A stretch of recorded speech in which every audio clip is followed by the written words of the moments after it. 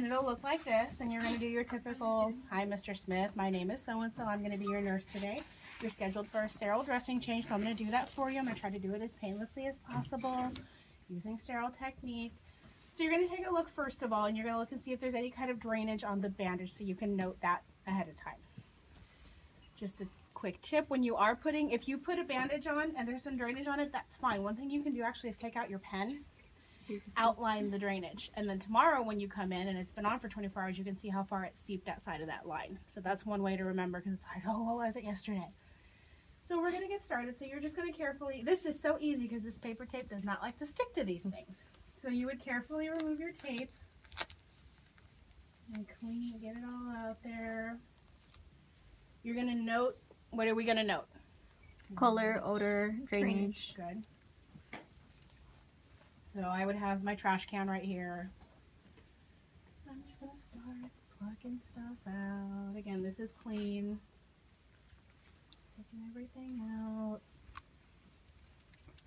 If you're ever wearing a mask and it's really going to stink, one tip, go grab some toothpaste out of the supply room and put some toothpaste in your mask. Mask smells.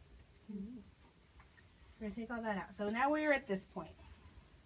And I asked Professor Wilson about this, and she said what you guys can do is use these. That's why they're here. So now we're going to measure. There you go. And you're just going to kind of, so typically medicine, you know, we use metric system. You want to use your centimeters. So this is,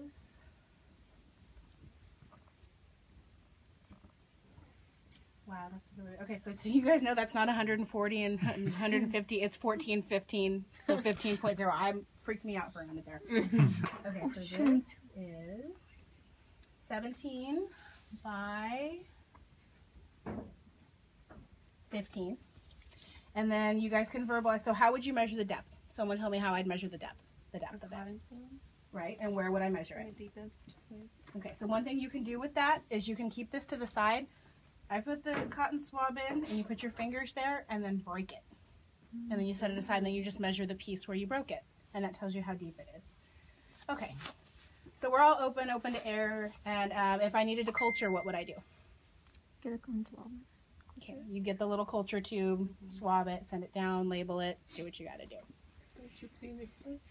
That seems to be a question that everyone keeps having, because I've always been told you're supposed to culture the exudate. So if you're cleaning out everything that you need cultured, I've always cultured at this point. Or once you put your steriles on. Okay. So now I'm going to put this on because I want my sterile field right next to me. Where do I want it? How high up? So I always bring it up a little bit because I'm kind of tall. So at this point, oh, someone want to grab me? Inside that center room are the bottles of fluid. They're just right on the table, the saline bottles. Like half of us are here today. And like I think the whole class is here. Yeah, just for us. I know, right? I didn't know it was for Mickey. Okay.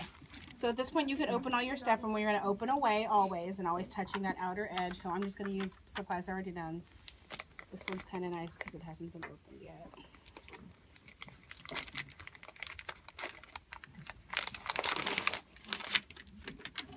Now ABDs are kind of a pain because I always recommend doing them slowly, because if you pop them open fast, they tend to pop out of your packaging. So just be careful with ABDs on that.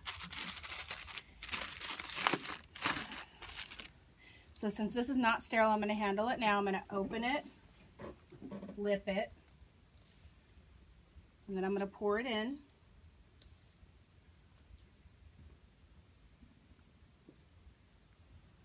I like to not use a ton of it. You don't need them soaked, but because you can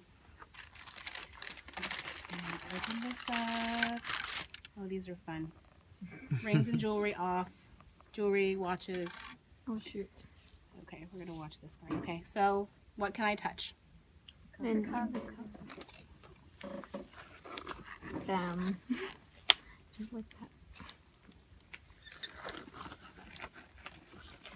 Now that's on funny, but you know what? We're okay because I'm already sterile, so you can always adjust. I'm a notorious right-hand bad glover. Okay, so now we're gonna get started. So I'm gonna start by cleaning the wound out. So for tomorrow, I'm going to kind of do this as if I was doing this tomorrow. So this isn't really dirty. So we're going to just do this inside to outside and clean. We're going to say this wound wasn't very dirty and then discard. Okay, I would have a trash can there, but you guys will have discard piles. So once it's all clean, then what am I going to do? Start packing. So this is how we get away with using one box of fluff. So you kind of rinse it out, pull it out a little bit, and I usually put them in like this. So you're using a lot of space, like you're spread them out a bit. It's okay, like that. My cuff has popped up. Because like Wilson said, the point of this is to make sure you guys know how to not break sterile field. Because sometimes your wounds are so big, you're going to need 2, 3 of these things. And sometimes the wounds are so small, you need half of one. So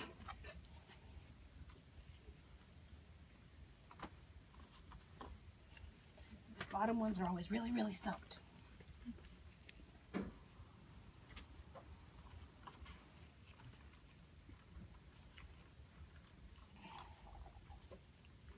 Two right here.